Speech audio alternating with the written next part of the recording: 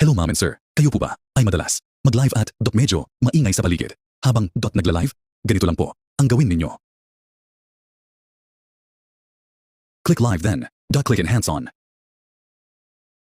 Okay na, at hindi na maririnig sa .live mo yung mga .unwanted noise, .ma'am and sir, .click go, .live.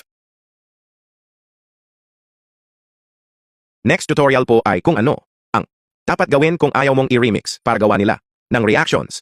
Ang iba, yung video o .live video mo, ganito lang po ang gagawin. Punta sa settings, click reels, after po nun. Dito, sa allow anyone to remix your future public reels. So sa part po na yan, tinatanong .po niya kung gusto mo po or hindi, kung hindi po off, nyo lang po ma'am and sir.